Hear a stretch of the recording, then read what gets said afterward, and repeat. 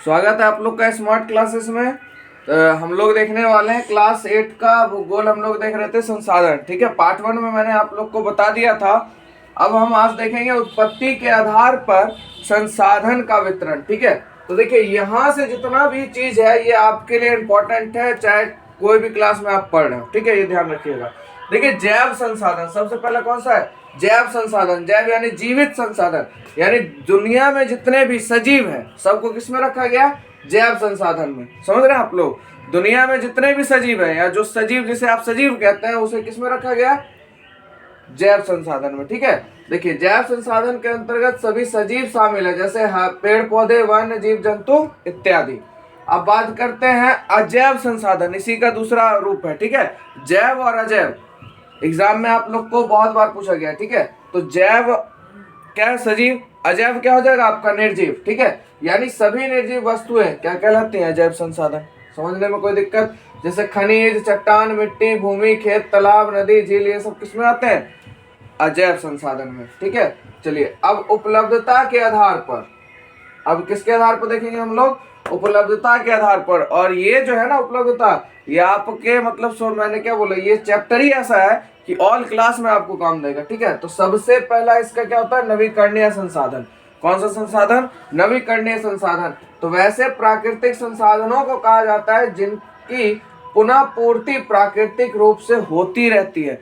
मतलब नवीकरणीय का मतलब क्या भाई? खत्म हो गया फिर प्राकृतिक के द्वारा वो क्या बनती जा रही है, यानी प्राकृतिक के द्वारा उसकी पूर्ति होते जा रही है, उसे क्या कहेंगे बाबू? नवीकरणीय संसाधन, ठीक है। जैसे फलता ये खत्म या समाप्त नहीं होते हैं, जैसे सूर्य की किरणें। सही बात है, सूर्य की किरणें समाप्त होगी? नहीं होगी। पवन नहीं होगी। तो ऐसे ही नवीकरणीय संसाधन है। तो ये कुछ नवीकरणीय संसाधन के उदाहरण थे आप लोग के लिए। तो नवीकरणीय का मतलब समझे आप?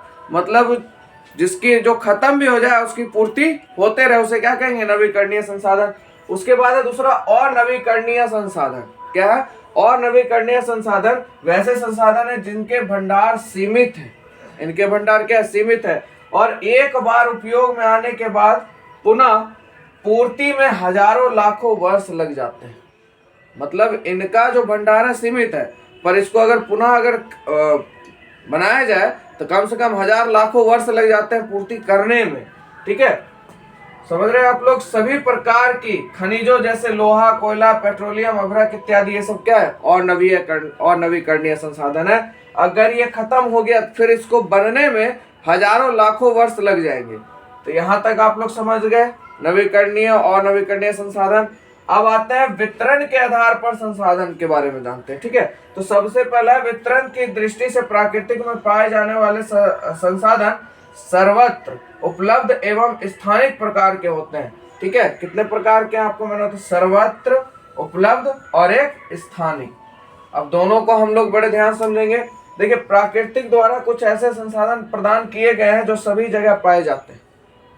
प्रकृति में कुछ ऐसे संसाधन है जो दुनिया के हर कोने में पाए जाते हैं, जिनमें मिट्टी है कि नहीं, एवं पवन प्रमुख है। इन्हें सर्वत्र उपलब्ध या सर्वव्यापक संसाधन कहा जाता है। देखिए कुछ नहीं, सर्वत्र उपलब्ध यानी सब जगह जो उपलब्ध हो उसे क्या कहेंगे? सर्वत्र उपलब्ध संसाधन, है कि नहीं। क्योंकि देखिए मिट्टी और पवन एक ऐसा संसाधन है जो दुनिया के हर जगह पाया जाता है, तो इसको किसमें रखा गया? सर्वत्र उपलब्ध संसाधन में। आप लोग को समझ में आया? कहीं दिक्कत? चलिए आगे देखते हैं। तो आपने पढ़ा था सर्वत्र उपलब्ध संसाधन। अब देखिए स्थानिक संसाधन क्या है? तो देखिए सर्वत्र उपलब्ध संसाधन में सब जगह जो मतलब प्राकृतिक संसाधन जो उपलब्ध हो उसे क्या कहते हैं? सर्वत्र उपलब्ध संसाधन। अब स्थानिक संसाधन क्या है? कि वैसे संसाधन को कहते हैं जो विशेष संसाधन हो और विशेष ही स्थान पे पाए जाते हैं, उसे सर्वत्र संसाधन कहते हैं। तो आप लोग को समझ में आया स्थानिक संसाधन किसे कहेंगे, ठीक है। तो देखिए कुछ ऐसे भी संसाधन है जो निश्चित स्थानों पर ही पाए जाते हैं। मैंने आपको पहले बताया कुछ ऐसे संसाधन होते हैं जो निश्चित स्थान पर ही पाए जाते हैं, उसके अलावा कहीं और नहीं पाए जाएंगे। इन्हें क्या कहता है? स्थानिक संसाधन कहा जाता है। जैसे देखिए कोडोरमा में पाए जाने वाला अभ्रक, अभ्रक का खान वही है, ठीक है। जारूगोड़ा में मिलने वाला यूरेनियम, और छोटा नागपुर क्षेत्र में पाए जाने वाला कोयला इत्यादि इस दृष्टि से क्या है बाबू? महत्वपूर्ण। ये सब स्थानिक संसाधन है, यानी उसी जगह पे पाया जाता है, दूसरी जगह पे पाया नहीं जाता है, ठीक है। अब आगे आपका लास्ट, स्वामित्व के आधार पर संसाधनों प्राकृतिक संसाधन का वितरण। तो देखिए स्वामित्व के आधार पर प्राकृतिक संसाधनों को निजी, राष्ट्रीय एवं अंतरराष्ट्रीय संसाधनों में बांटा जाता है।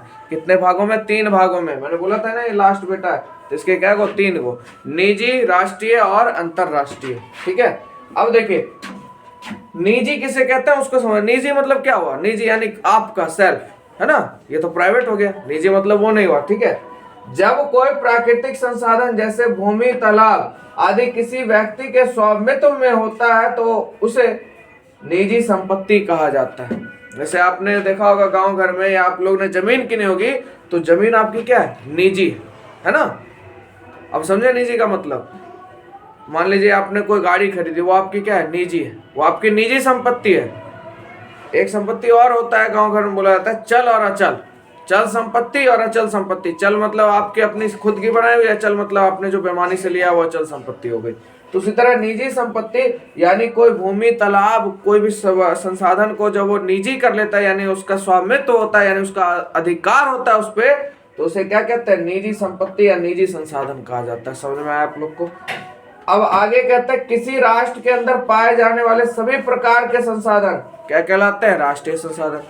अब जिस राष्ट्र में आप रह रहे हो, ठीक है, तो उस राष्ट्र में जितने भी पाए जाते हैं, जितने भी प्रकार के प्राकृतिक संसाधन पाए जाते हैं, वो क्या कहलाते हैं? राष्ट्रीय संसाधन कहलाते हैं। कौन से संसाधन? राष्ट्रीय संसाधन कहलाते हैं। उसके बाद चलते हैं बाबू अंतरराष्ट्रीय संसाधन पर। देखिए 19.2 किलोमीटर से 200 किलोमीटर तक का क्षेत्र अपवर्जक, ठीक है, 200 किलोमीटर तक का क्षेत्र अपवर्जक आर्थिक क्षेत्र कहलाता है। ठीक है, यानी 19.2 किलोमीटर से 200 किलोमीटर तक का क्षेत्र क्या कहलाता है? अपवर्जक आर्थिक क्षेत्र कहलाता है। 200 किलोमीटर से आगे स्थित क्षेत्र खुला महासागरीय क्षेत्र कहलाता है। 200 किलोमीटर से आगे स्थित जो क्षेत्र है वो खुला महासागरीय क्षेत्र कहलाता है, और जिसे अंतरराष्ट्रीय संसाधन के तहत रखा जाता है। जितने भी महासागर है ना, वो सबको अंतरराष्ट्रीय, मतलब सब राष्ट्र का उस पर हक होता है। ठीक है, अब चलिए अगला पॉइंट आपका प्राकृतिक संसाधनों का वितरण एवं उपयोग। बहुत VBI है एग्जाम में भी, 10th के एग्जाम में भी कभी कभी घुमा फिरा के पूछ देता है। देखिए प्राकृतिक संसाधन का वितरण हम लोग कैसे करते हैं और उसका उपयोग कैसे करते हैं, इसके बारे में हम बात करेंगे।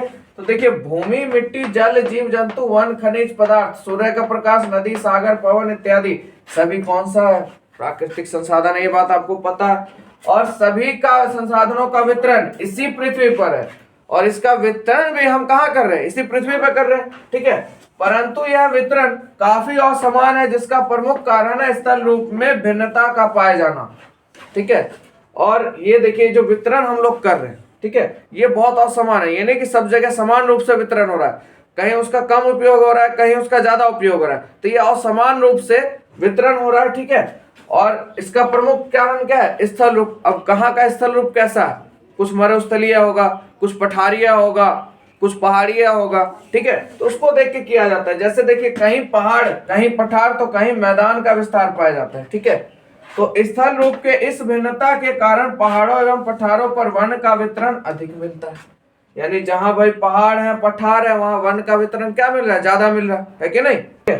उसके बाद देखिए प्राकृतिक रूप से पठारी क्षेत्रों में खनिज पदार्थ की अधिकता भी मिलती है, और वहां पे खनिज पदार्थ की क्या मिलती है? अधिकता मिलती है, यानी वहां खनिज पदार्थ सबसे ज्यादा मात्रा में मिल जाता है। अब देखिए उसके बाद मरुस्थलीय क्षेत्रों में आप जाइएगा तो क्या मिलेगा? बालू का ढेरी मिलेगा। मिट्टी मिलेगा आप लोग को? नहीं मिलेगा।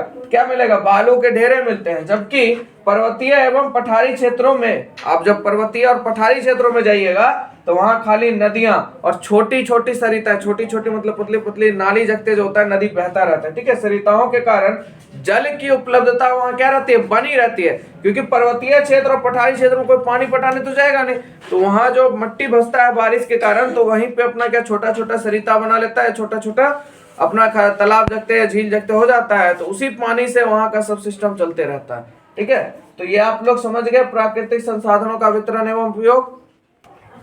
चलिए आगे देखिए, सभी प्रकार के संसाधनों का वितरण इस पृथ्वी पर असमान रूप से पाया जाता है। ये बात मैंने आपको पहले ही बताई थी। ठीक है, उदाहरण के लिए देखिए विषुवतीय रेखीय क्षेत्र में जब जाइएगा तो सूर्य का प्रकाश वहां साल भर रहता है। विषुवतीय क्षेत्र में जब जाइएगा तो सूर्य का प्रकाश वहां क्या रहता है, साल भर रहता है, जबकि उत्तरी एवं दक्षिणी ध्रुव की ओर जाने पर इसकी उपलब्धता यानी इसकी रोशनी में क्या जाती है, कमी आ जाती है, क्या हो जाती है, घटते जाती है। समझ में आ गया आप लोग को। चलिए, विश्व के कई ऐसे क्षेत्र हैं जो प्राकृतिक संसाधनों में संपन्न है, यानी इतना प्राकृतिक संसाधन है कि उनको कमी नहीं है, पर कुछ क्षेत्र इन मामलों में अभावग्रस्त है। कुछ क्षेत्र हमारे ऐसे हैं जो है तो बहुत सारा, पर उस मामले में क्या है, अभावग्रस्त, यानी उनका यूज उनको करने नहीं आता, उनका उपयोग वो सही से नहीं करते हैं।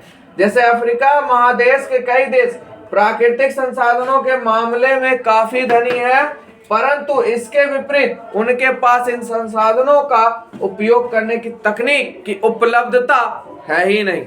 वह उसको कैसे उपयोग करेंगे, संसाधन भरा पड़ा है पर उसका उपयोग ही करना उन लोगों को नहीं आता है, ठीक है, जिससे यहाँ संसाधनों का भरपूर उपयोग नहीं हो पाया है। समझ रहे हैं आप लोग। उसके बाद दूसरी ओर जिन महादेशों अथवा देशों के पास प्राकृतिक संसाधनों के उपयोग की तकनीक उपलब्ध है, वह इन संसाधनों का भरपूर उपयोग कर रहे हैं, है कि नहीं।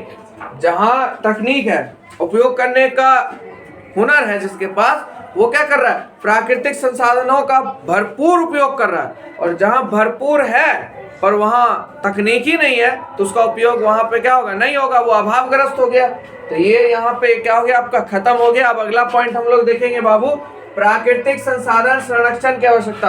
अब प्राकृतिक संसाधन को संरक्षण करना क्यों आवश्यक है, संरक्षण क्यों किया जाए। तो आपको पता है, आपने संसाधन के प्रकार पढ़े थे, तो उसमें आप लोग को पता है कि आने वाले भविष्य में कुछ संसाधन ऐसे हैं जो आगे आने वाले समय में क्या हो जाएंगे, खत्म हो जाएंगे, जिनको पुनः पूर्ति नहीं किया जा सकता। इस वजह से उन संसाधनों का जो भविष्य में आएंगे, हम लोग के जैसे जीव आएंगे, तो उनके लिए संरक्षण करना क्या आवश्यक है, उनका सही मात्रा में उपयोग होना चाहिए, सही दिशा में उपयोग होना चाहिए, ताकि संसाधन आने वाले समय में भी उन लोग को भरपूर मिले। ठीक है, तो देखिए इस बात को समझते हैं। प्राकृतिक संसाधन के बिना मानव जीवन की कल्पना नहीं की जा सकती, ये बात एकदम सही है। मानव जीवन जब भी जी रहा है, उसका जो जीवनी जिया जा रहा है, वो टोटल किस पे निर्भर है, संसाधन पे निर्भर है। किस पे, संसाधन पे। भाई जिंदा रहने के लिए भी हवा चाहिए, वो भी प्राकृतिक संसाधन। रहने के लिए घर चाहिए, वो भी किसका, मिट्टी का होता है, प्राकृतिक संसाधन। तो मानव अपनी कल्पना कभी कर ही नहीं सकता कि संसाधन के बिना वो रह पाएगा, ठीक है। परंतु इन संसाधनों के उपयोग की तकनीक एवं उनकी आवश्यकता का होना जरूरी है। भाई उपयोग करने की तकनीक होनी चाहिए, तभी ना आप उसका उपयोग सही ढंग से कर पाइएगा।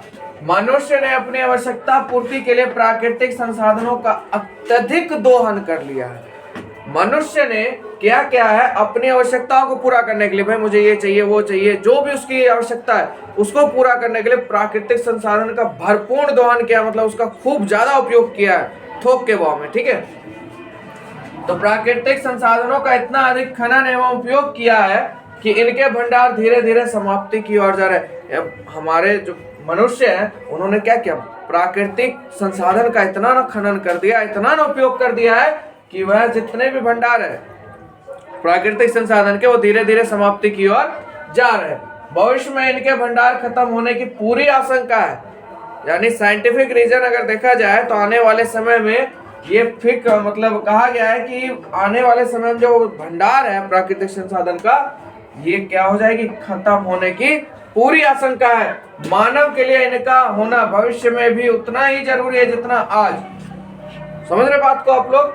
तो पृथ्वी पर जीवन सतत चलता रहे, पृथ्वी पे जीवन चलता रह रहा है, आज मर रहे, फिर कल कोई आ रहा है, फिर वो जी रहा है, फिर कोई आ रहा है ना, तो जीवन चलते जा रहा है। तो इसके लिए यह जरूरी है कि हम इन अमूल्य प्राकृतिक संसाधनों का समुचित उपयोग सुनिश्चित कर इसे भविष्य के लिए क्या करें, सुनिश्चित करें। मतलब तो हमारे लिए जरूरी है कि हम इसका सही तरह से उपयोग करें, सही दिशा में उपयोग करें, सदुपयोग ना करें, ठीक है, उपयोग करें सही से, ठीक है। ये नहीं जैसे होता है टोटी में पानी चलता छोड़ दिए, भाई पानी बह रहा है, कोई टेंशन नहीं, ये नहीं होना चाहिए। हर चीज की मात्रा को इक्विवेलेंट कीजिए आप लोग, ताकि सही चीज हो, क्योंकि प्राकृतिक संसाधन है, खत्म हो गया तो फिर वापस आने में इसकी संभावना क्या है, कम है। तो उसे हमें भविष्य के लिए क्या करना चाहिए, संरक्षित करना चाहिए। तो ये हो गया बाबू आप लोग का क्लास 8 का चैप्टर 1 संसाधन पूरा खत्म हो गया, जो आपके ऑल क्लास में भी काम देगा, कंपटीशन में भी काम देगा। अगर आपको वीडियो अच्छा लगता है तो प्लीज चैनल को लाइक करें, सब्सक्राइब करें, दोस्तों को जरूर शेयर करें, ठीक है, ताकि आपका भी भला हो और हमारा भी कुछ भला हो जाए। ठीक है, आप लोग से मिलेंगे नेक्स्ट वीडियो में।